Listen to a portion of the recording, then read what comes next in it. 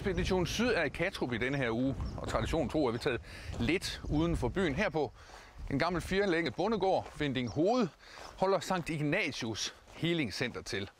Og ja, det er den Sankt Ignatius, grundlæggeren af Jesuiterordenen i Spanien. Hej Eva. Ja, hej. Sankt Ignatius Healing Center, hvad er det? Jamen, det er et center, hvor vi samarbejder med hjælpere fra den åndelige verden.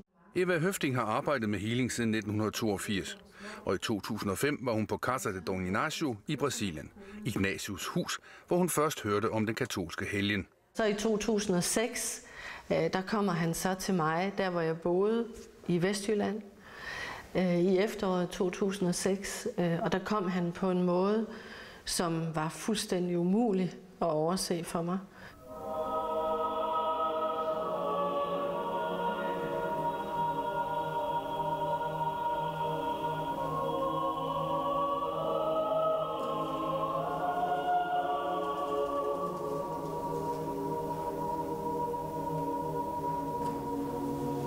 Healingen foregår under såkaldte currents meditationssessions, hvor hjælpende ånder healer sjæl og legeme.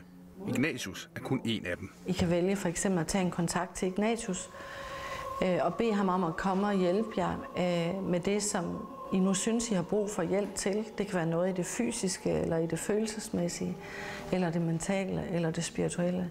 Ignatius var oprindelig soldat, og han blev hårdt såret under slaget om Pamplona i 1521, hvorefter han fandt Gud og opgav sit krigeriske liv.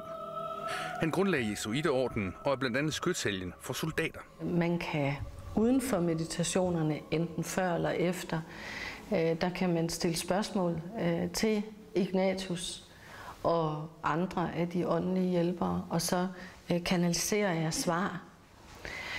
Så det at komme her, det er en dybt personlig oplevelse, og det er en dybt personlig oplevelse i at møde og få et forhold, kan man sige, til en guddommelig dimension, hvor der er åndelige hjælpere til stede. Sankt Ignatius Healing Center er en selvejende institution. Hvis der engang skulle opstå et overskud, skal det gå til velgørende formål. Der er kun få ansatte, men mange frivillige hænder. Så kan vi godt komme tilbage til normalt. Hvordan var det for dig?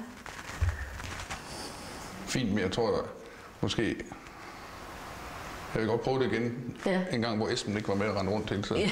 Det er noget forstyrrende for ens tankevirksomhed og meditation, Esben.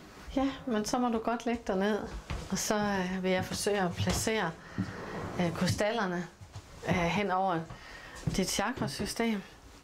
Der er også mulighed for at få et krystalbad, hvor inspirationen er hentet fra orientalsk filosofi. Og udover at de her krystaller nu står og arbejder ned i dit system, så vil der samtidig være åndelige hjælpere, som hjælper med. Så dækker jeg dig lige til. Ligger du godt? Ja. Det var godt. Og så sætter jeg mig lige over og beder med om, at du må få den hjælp, som du har brug for. Krystalbader og ånder, der hjælper mennesker. Hvorfor egentlig? Skulle det være mere mærkeligt, end at tro, man bliver lykkelig af at få et nyt køkken eller en udstue? Og så har Sankt Ignatius faktisk hjulpet mange med både fysiske og psykiske problemer. Hvilket man ikke kan sige om udstuer og nye køkkener.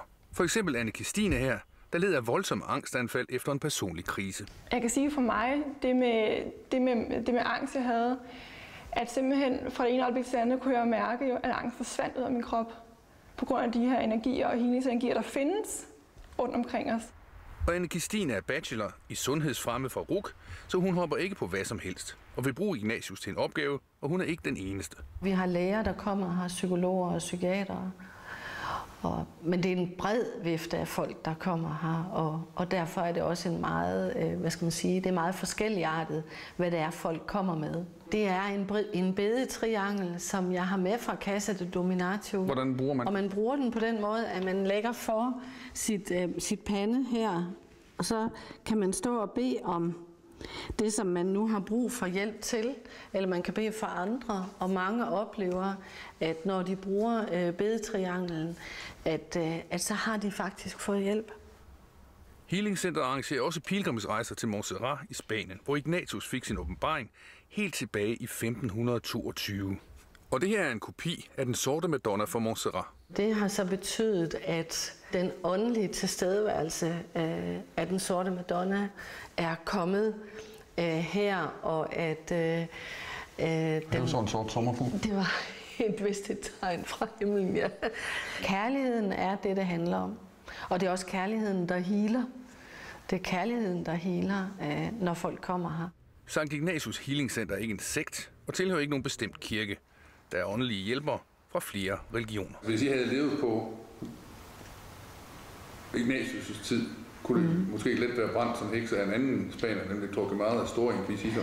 Ja, så det er godt, at vi ikke lever på den tid.